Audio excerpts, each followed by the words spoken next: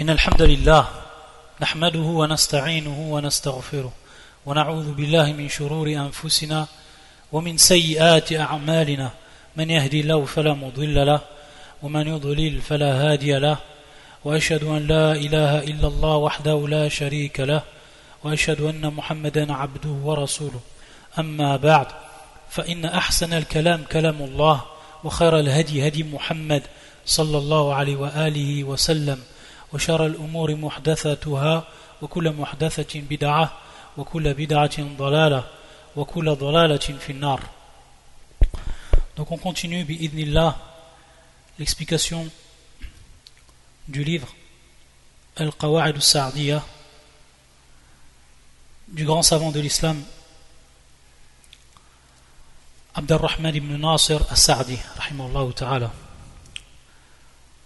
On s'est arrêté le dernier cours à la 6e règle.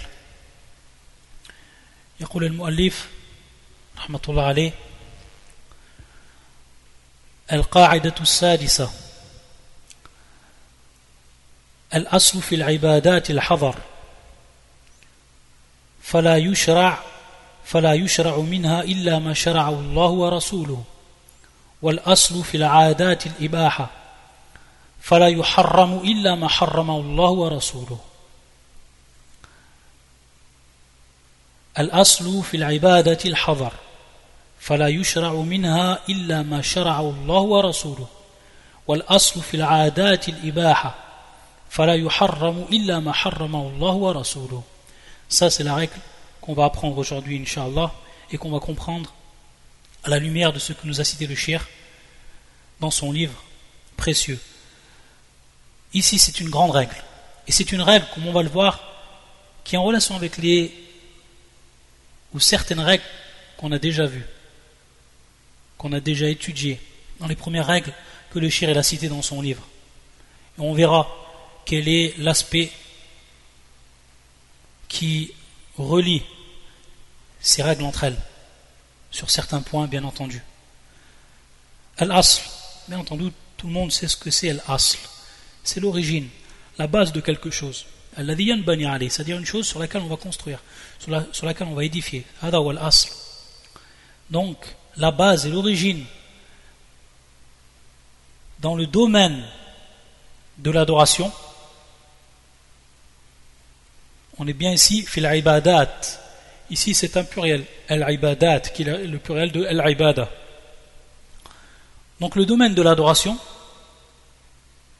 est basé sur l'illicite. Al-hadar, ce terme veut dire al-mana', al-man'u. Al-hadar, ce terme veut dire al-mana'. C'est pour cela qu'on dit une chose mamnou', on dit une chose mahdhour. Mahdhour, c'est une chose qui est mamnou', c'est une chose qui est haram, qui n'est pas permise. Ghayru jaiz. Donc tous ces termes, ils veulent dire la même chose. Le cheikh ici, donc, il a choisi le terme al-hadar. Al-aslu fil ibadati al-hadar. C'est-à-dire donc le domaine de l'adoration est basé, donc sa base est basée sur l'illicite, sur l'interdiction. Al-hadar. Fala yushra'u minha illa ma shara'a Allah wa rasuluhu.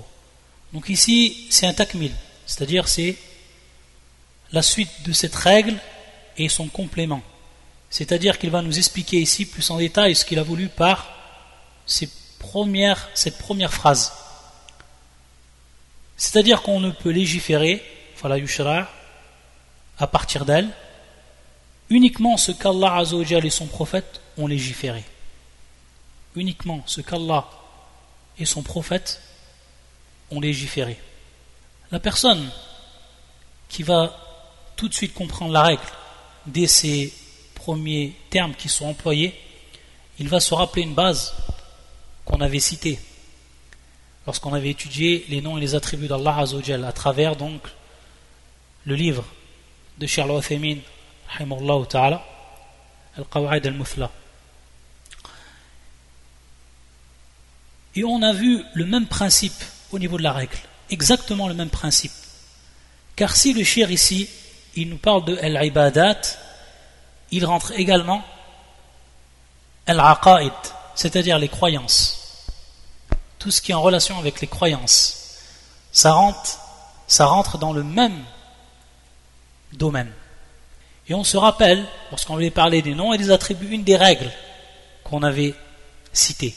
Qui c'est qui nous rappelle cette règle, qui nous rappelle le terme qu'on avait employé pour ce qui était des noms et des attributs? Il y a un terme que l'on peut également ici employer à travers cette règle. Celui qui a la réponse, il lève la main. Le terme qu'on avait employé pour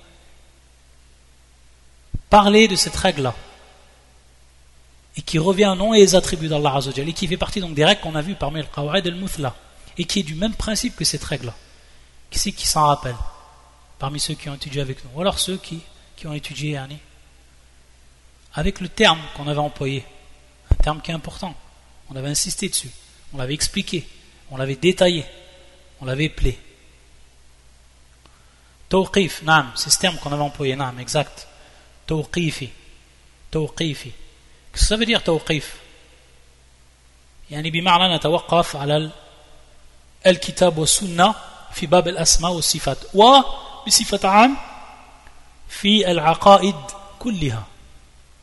C'est-à-dire qu'on s'en arrête au livre et à la sunna, le livre d'Allah et la sunna du prophète sallallahu alayhi wa sallam, pour ce qui est d'attester un nom ou un attribut d'Allah azza wa jal, ou alors pour ce qui est d'attester une croyance parmi les croyances de l'islam, et de même ici pour ce qui est donc d'attester et de pratiquer donc une adoration. Donc on voit c'est exactement le même principe. Et si la personne elle se rappelle donc de ce qu'on avait étudié dans les noms et les attributs, ce qui est donc, on va dire, une catégorie de la croyance et qui s'applique à toute la croyance, alors elle va comprendre également que c'est la même chose pour ce qui est de al-ibadat, que l'origine dans ce domaine-là c'est le hadar, c'est-à-dire que je ne peux pas venir avec une adoration, que ce soit dans son origine, et c'est ce qu'il va nous citer le shir, ou alors que ce soit dans sa forme, ou alors que ce soit dans son temps, ou alors que ce soit dans son lieu, etc., si ce n'est avec une preuve du livre de la sunna. C'est-à-dire que je ne peux rien faire uniquement en présence d'une preuve qui me permet donc d'établir ou d'accomplir cette adoration comme elle est venue dans l'islam. Et si je n'ai pas une preuve, je ne peux rien faire. C'est-à-dire je suis dans un état d'interdiction. Je ne peux rien faire de moi-même si je n'ai pas une preuve. Taïb, c'est ce que veut dire donc de manière générale la règle. Et on va donc la détailler. C'est pour ça que le shir nous a dit فَلَا يُشْرَعُ مِنْهَا إِلَّا مَا شَرَعُ اللَّهُ وَرَسُولُهُ. C'est-à-dire que on ne peut rien légiférer à partir d'elle, ou alors dans ce domaine, si ce n'est qu'en revenant au livre d'Allah et à la sunna, et en ayant donc des preuves, en se dotant de preuves pour ce que l'on va donc pratiquer. Ça, c'est une règle qui est très importante, qui est fondamentale. C'est-à-dire ici, c'est un consensus des savants pour ce qui est de cette règle, que les savants ont détaillé, qu'ils ont repris les termes exacts de cette règle-là, comme le shir nous l'a cité, ou alors qu'ils ont pris d'autres termes différents, à la kulli hal, ce qui apparaît des paroles des savants parmi les salafs et ceux qui sont venus après eux, il en ressort la même règle et ce qu'on veut à partir d'elle. Le shir va nous citer, bien entendu, une preuve du Coran. Donc on a vu ici la première partie de la règle. Il va ensuite avoir une deuxième partie. On va y revenir à la deuxième partie. On reste d'abord sur la première partie de la règle. Taïb. Donc la première partie qui touche al-ibadat, le domaine de l'adoration. Parmi les versets qui nous a cité le shir et qui est la preuve donc de cette première partie de la règle, c'est la suivante, qui est fi surat Ash-Shura, qui est le verset 21. Wallah azza wa jalla yaqul أم لهم شركاء شرعوا لهم من الدين ما لم يأذن به الله أم لهم شركاء شرعوا لهم من الدين ما لم يأذن به الله. Ou bien aurait-il des associés à Allah qui auraient établi pour eux des lois religieuses qu'Allah n'a jamais permises. Donc on voit bien ici, on est dans le domaine de shara, de la législation, parce que le terme employé dans le verset c'est le verbe shara'u, donc qui ont légiféré. Donc Allah Azza wa Jalla yaqul am lahum shuraka'u shara'u lahum min ad-din. Est-ce qu'ils ont donc des associés à Allah Azza wa Jal qui eux ont fait des lois que Allah Azza wa Jal lui-même n'a pas permises? Donc on voit bien ici, qu'Allah Azza wa Jal ne permet rien en dehors de ce que lui il a légiféré subhanahu wa ta'ala, pour ce qui est bien entendu du domaine de l'adoration. Ça c'est le verset du Coran qui est plus que clair. Et on va voir que les savants également, lorsqu'on avait étudié les repères de la Sunna de Cheikh Hafid, rahimahullah, on a vu que ce verset il a employé également, pourquoi? Pour ce qui est de l'innovation. Et na'am, lorsque les savants parlent de l'innovation, ils emploient ce verset. Parce qu'on sait que lorsque la personne fait une innovation, et plus particulièrement dans l'adoration, al-ibada, alors automatiquement, elle est venue avec une nouvelle loi. C'est comme si elle était venue avec une nouvelle loi, qui n'est pas présente dans le livre d'Allah Azza wa Jal et non dans la sunna du prophète sallallahu alayhi wa sallam. Donc elle s'est placée comme musharri'a. Elle s'est placée donc comme une personne qui légifère, vu qu'elle n'a aucune preuve de ce qu'elle fait et de ce qu'elle a avancé, de ce qu'elle pratique. Lorsqu'elle revient au livre et à la sunna, elle n'a rien, elle ne trouve rien, donc elle fait quelque chose d'elle-même. C'est ça l'innovation. C'est pour ça qu'en vérité, même les savants, lorsqu'ils parlent de l'innovation, et ça rentre dans le même domaine, eh bien ils vont nous citer également ce verset. Et c'est pour ça donc que sous cet aspect-là, on va revenir à la règle qu'on avait vue le dernier cours, lorsqu'on avait parlé de al-mutaba'a. Parmi les conditions d'acceptation de l'acte, on avait dit al-mutaba'a, le suivi du prophète sallallahu alayhi wa sallam. C'est-à-dire qu'on ne peut faire un acte d'adoration si ce n'est qu'en suivant le prophète sallallahu alayhi wa sallam, de la manière dont il l'a fait, exactement comme il l'a fait, par rapport à sa forme, par rapport à son origine, etc.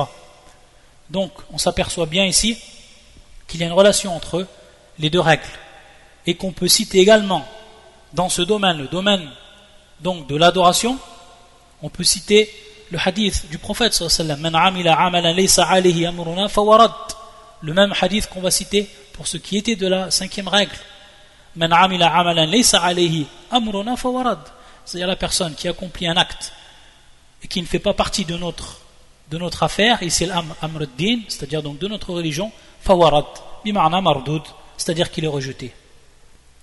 Et donc ici, ce qui va rentrer dans al-ibadat, ce sont deux choses.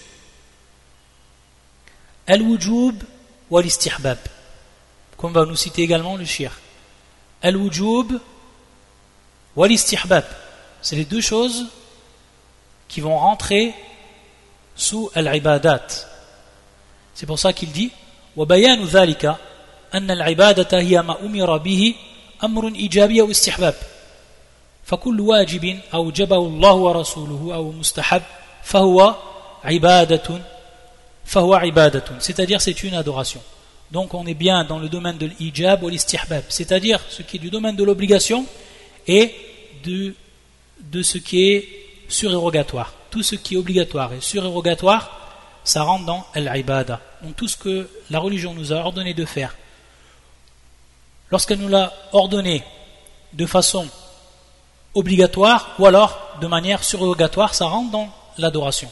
C'est à ce moment-là donc qu'on va pouvoir mettre en évidence qu'est-ce que al-ibada ici. Al-ibadatun. Bien entendu, pour ce qui est de al-ibada de façon générale, on a déjà vu ce qui était la définition et ce que ça comprenait.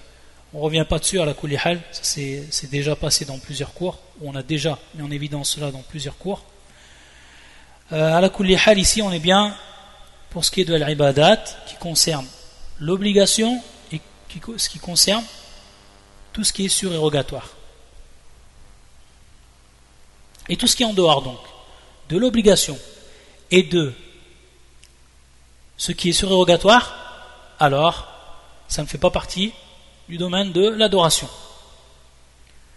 Comme al-mubahat. Al-mubahat, à la base, ça ne fait pas partie de l'adoration.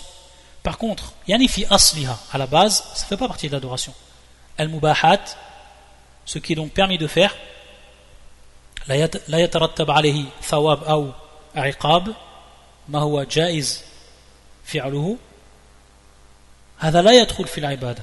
Cela donc ne rentre pas dans l'adoration. Tout ce qui n'a pas comme conséquence une récompense ou alors un châtiment, ce qu'on appelle al-mubahat, comme le fait de manger, le fait de boire, etc. Par contre, on sait que bin niyya, donc ici on va revenir fi masalat al-qasd wal maqasid, c'est-à-dire donc l'intention qu'on va avoir, avec l'intention, en employant l'intention ici, en faisant jouer l'intention dans ce qui est le mubahat, ça peut se transformer en adoration. Ça peut se transformer donc en adoration. Une chose déjà qu'on avait vue, une chose qu'on a déjà vue également dans certains cours.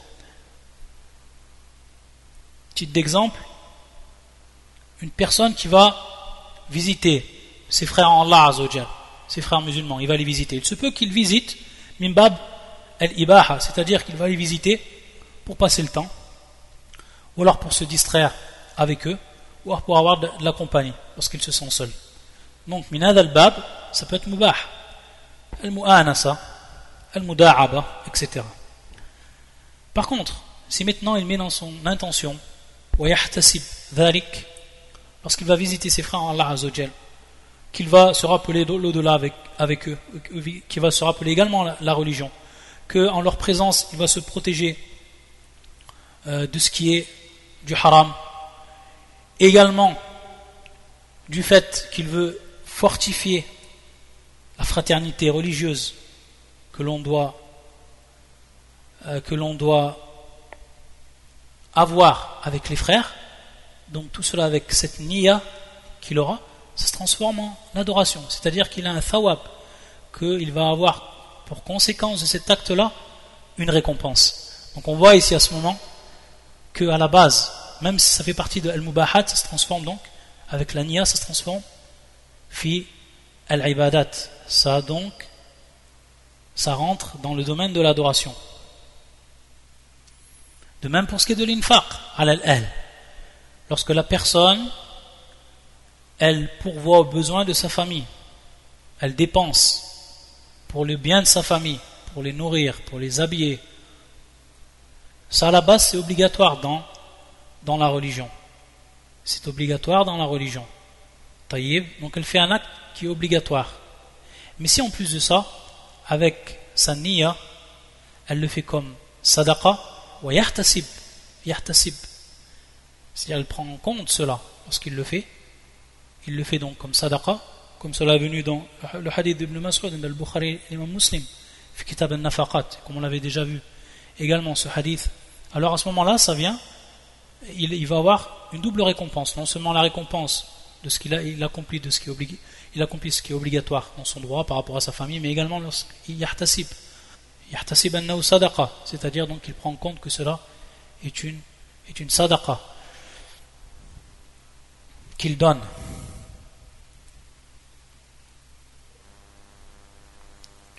Le shir nous dit donc qu'il est revenu également à l'innovation, car ça rentre bien dans ce domaine.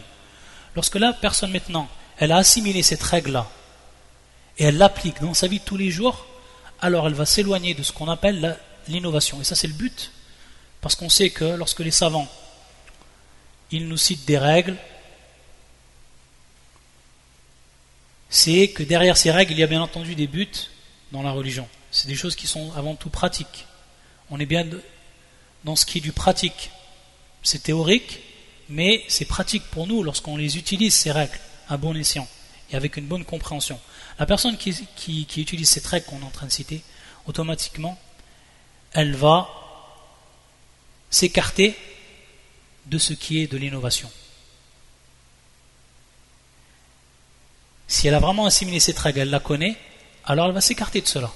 C'est pour ça qu'il nous dit le shir. Et entre parenthèses, une parenthèse que je fais, une fois je me souviens, c'était dans la ville de Sète. J'avais donné un cours, ça remonte à pas mal de temps, j'avais donné un cours dans une mosquée, et je me souviens que dans le cours j'avais cité cette règle, qui était importante.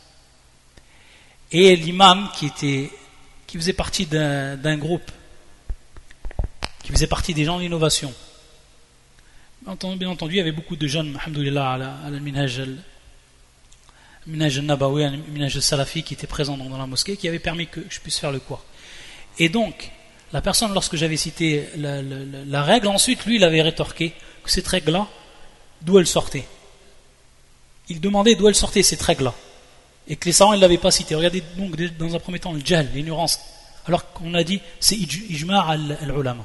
C'est un consensus des savants sur cette règle-là.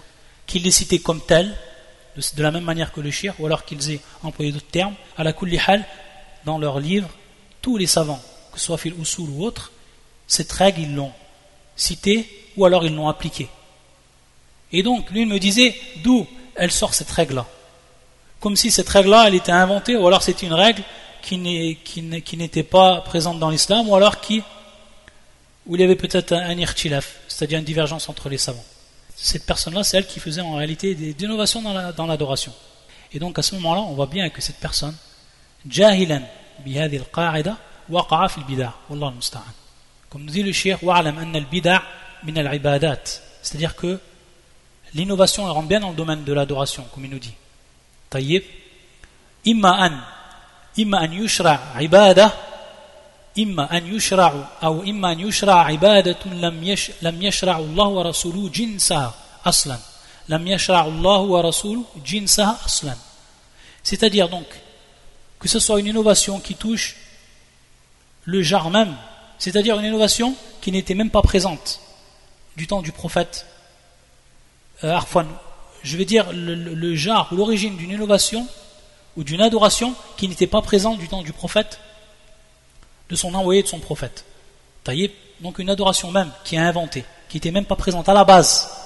C'est pour ça, lorsqu'on dit jins, c'est le jar. Donc un jar nouveau, une adoration nouvelle, et qui rentre bien entendu dans l'innovation, lorsqu'elle n'est pas présente dans le Coran et la Sunna.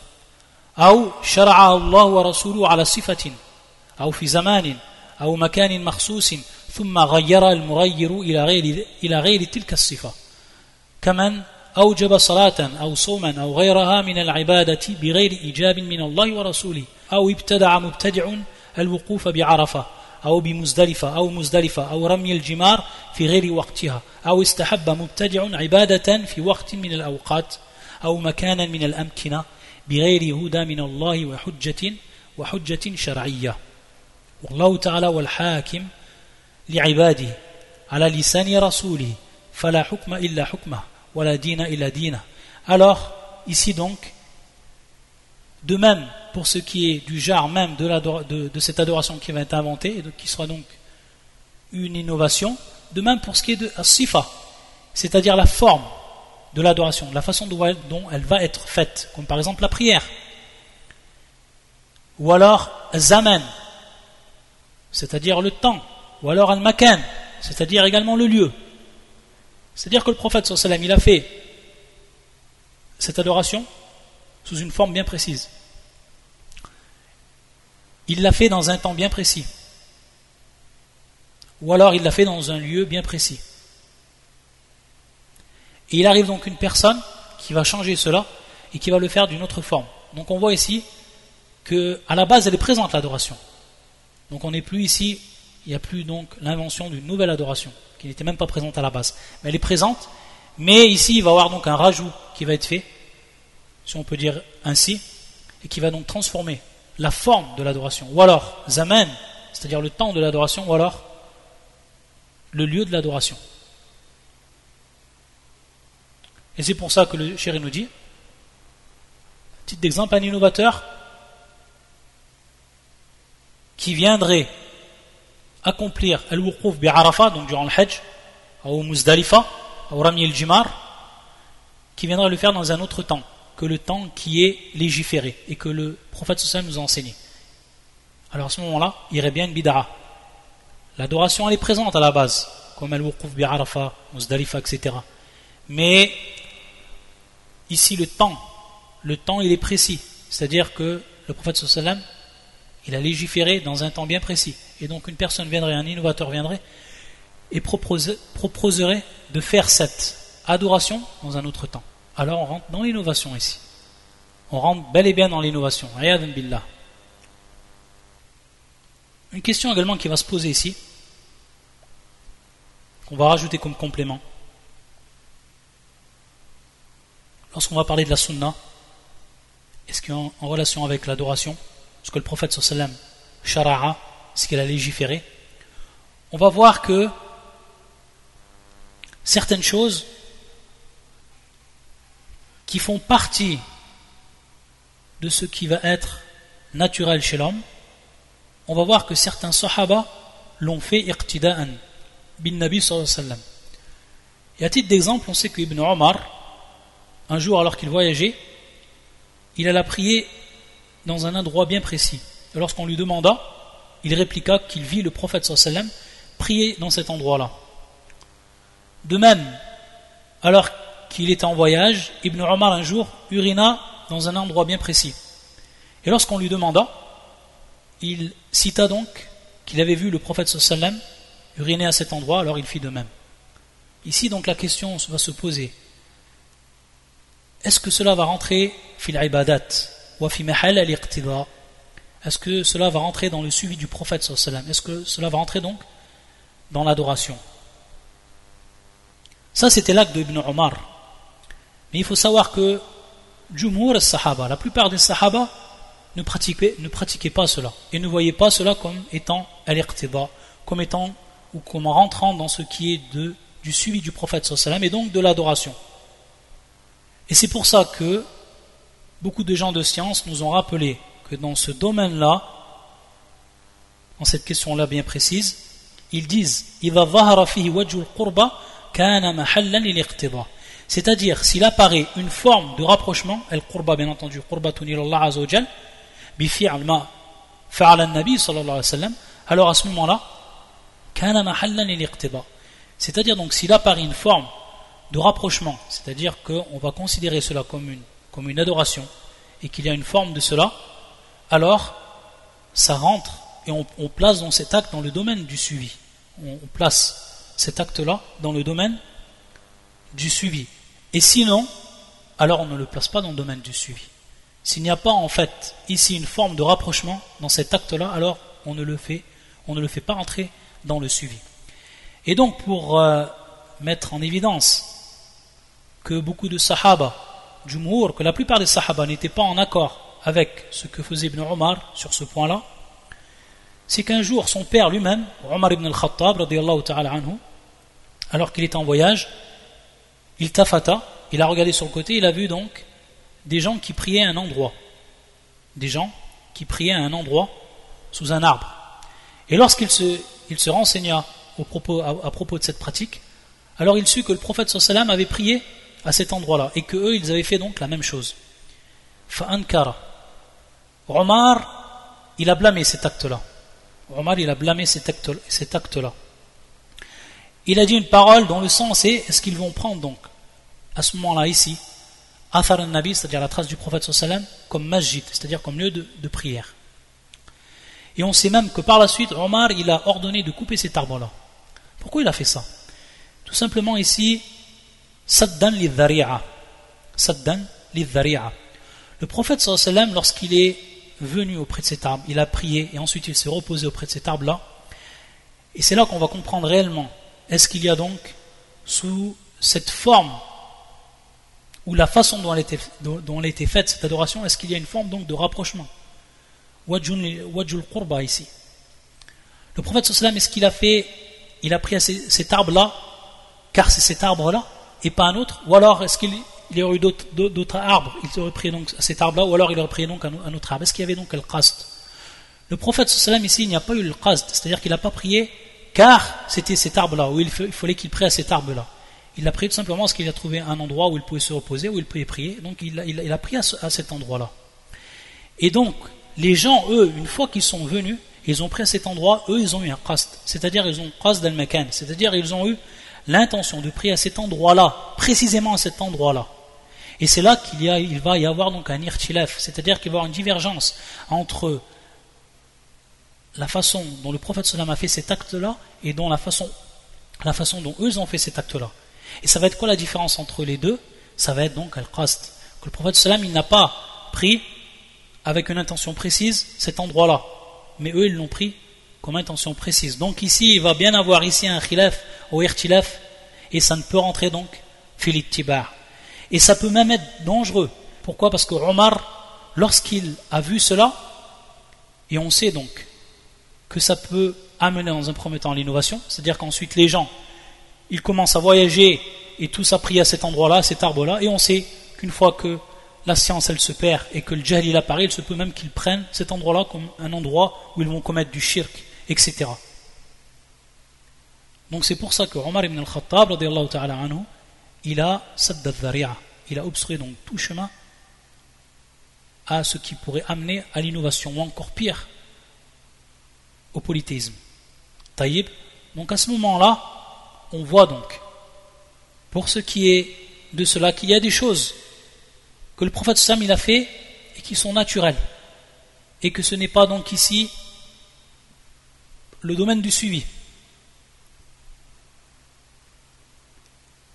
et que donc on n'a pas à suivre ici avec une intention donc d'irtiwa, avec une intention donc d'avoir une récompense par rapport au suivi du prophète Sam dans ces actes qui sont naturels et qui ne rentrent pas donc dans ce qui va être de l'adoration. Donc ça c'est un point qui est important et qui est à citer. Bien entendu après c'est du cas au cas, c'est-à-dire ce qui touche au prophète sallam, après c'est les savants qui mettent en évidence pour ce qui est de ses actes, etc. Et qui eux mettent en évidence est-ce qu'il y a ici wajh al-qurba ou amla, est-ce qu'il y a vraiment donc une forme de rapprochement ou non.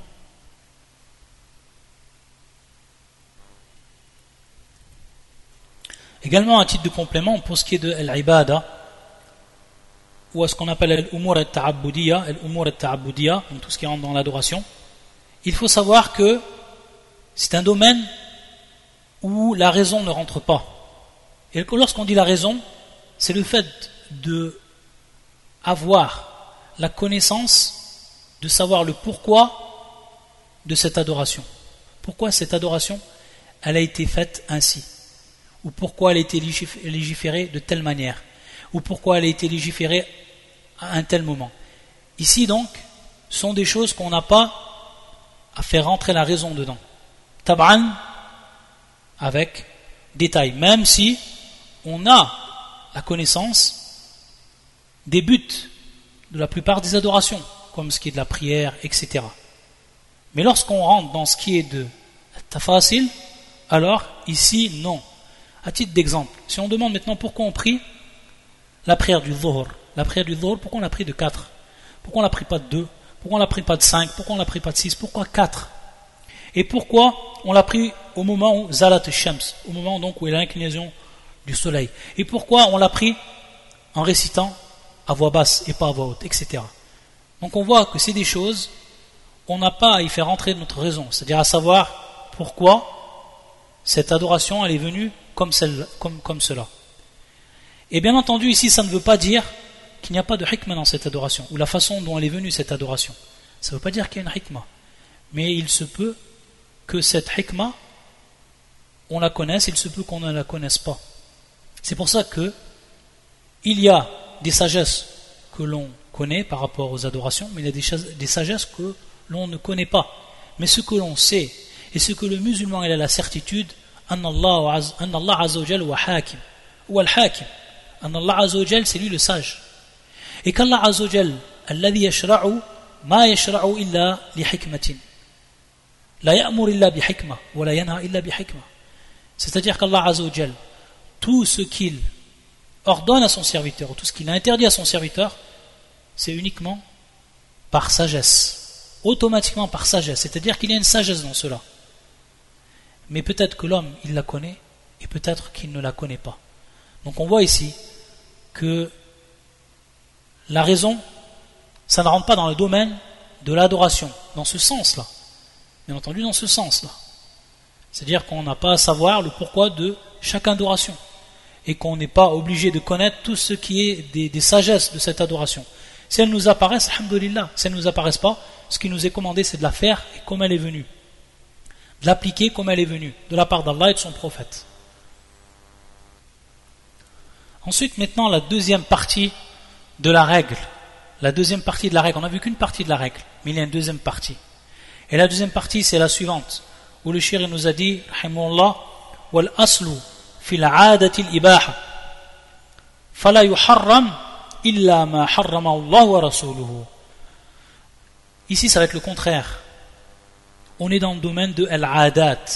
Al-adat, c'est tout ce qui rentre dans les habitudes, ce que l'homme il fait naturellement, ce qu'il fait dans sa vie de tous les jours, dans son journalier. Tout ce qu'on appelle tout ce qui rentre dans al-adat, c'est-à-dire tout ce qui sort du domaine de al-ibadat, tout ce qui sort donc du domaine de l'adoration. Le fait que la personne mange, le fait qu'elle boit, etc.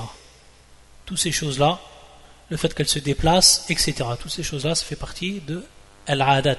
Également, il rentre dedans le commerce, il rentre dedans al-uqud, les contrats, il rentre dedans également al-shurut, les conditions, etc.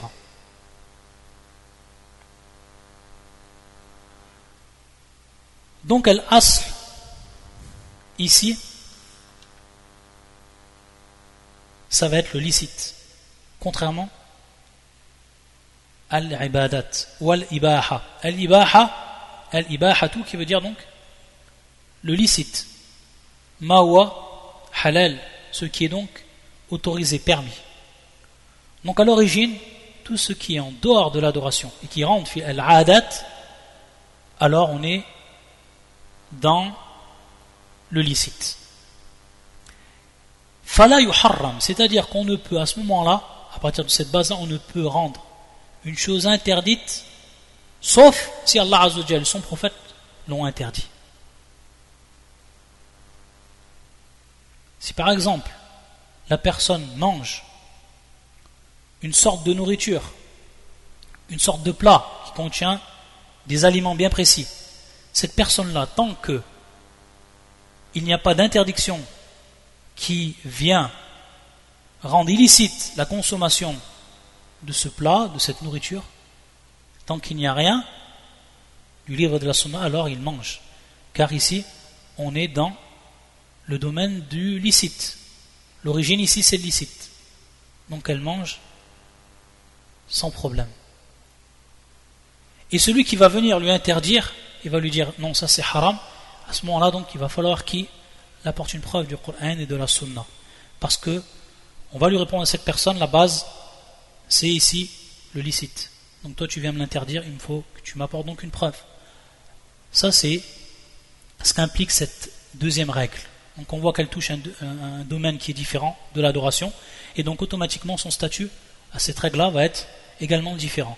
Donc on passe de l'illicite à l'autorisation. De l'interdiction, on passe de l'interdiction à l'autorisation.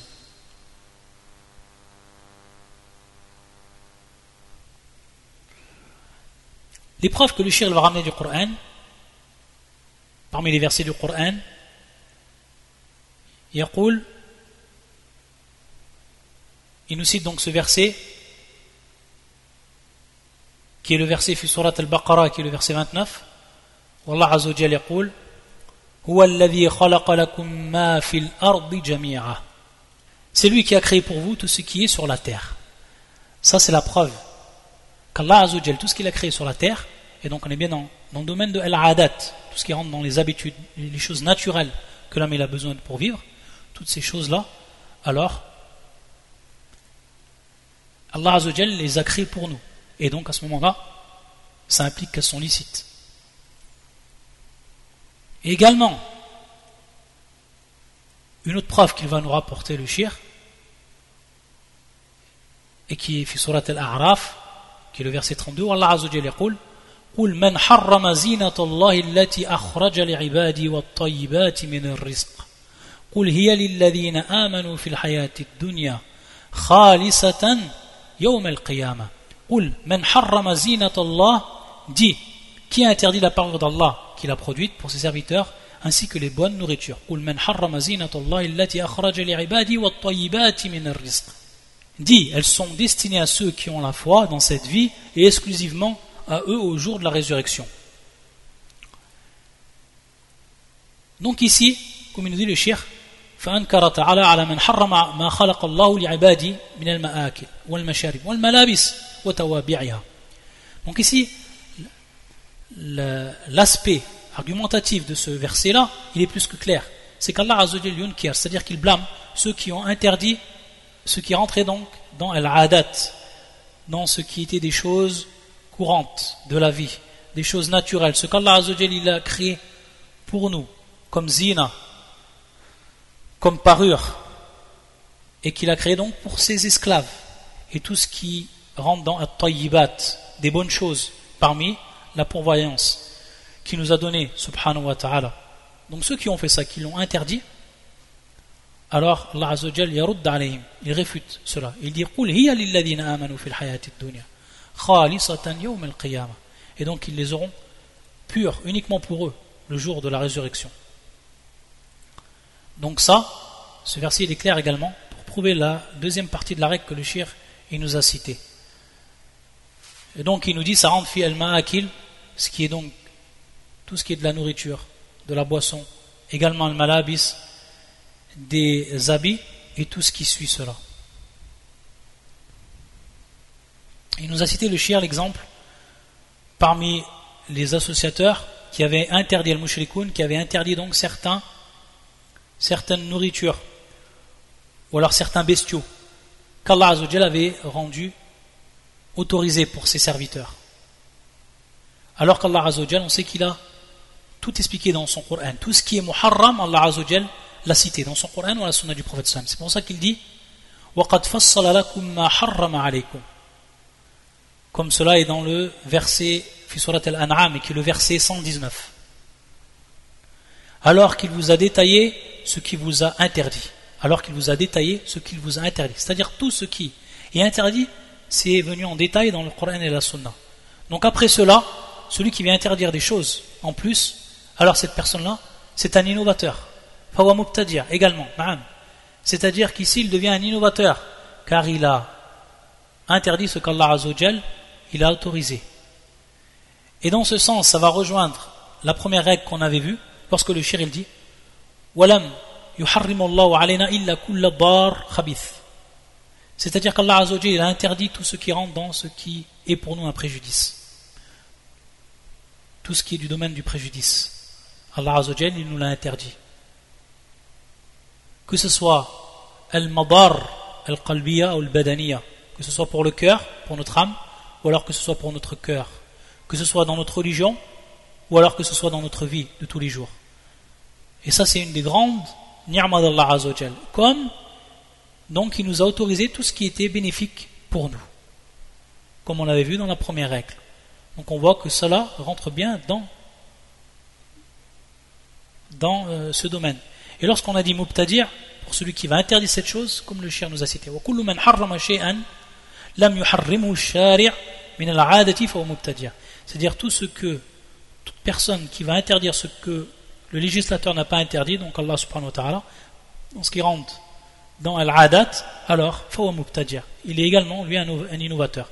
Donc un innovateur, c'est pas uniquement ce qui est dans le domaine ou celui qui fait un acte par rapport à l'innovation. Ça peut être également une personne qui va interdire ce qu'Allah Azza wa Jal il a rendu permise dans les choses de al-adat, tout ce qui est pas ou tout ce qui rentre pas dans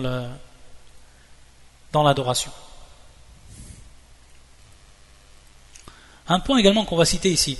Lorsqu'on a dit que le commerce, al-uqud, etc., al-shurut, ça rentre dans ce qui est permis à la base, ça ne veut pas dire que la personne, lorsqu'elle commence à faire du commerce, elle ne s'instruit pas sur sa religion. Et qu'elle se dit, la base ici, c'est que tout est licite. C'est vrai qu'Allah Azza wa Jalla dit wa halallahu al-bay' wa harrama ar-riba. Mais il a interdit le riba.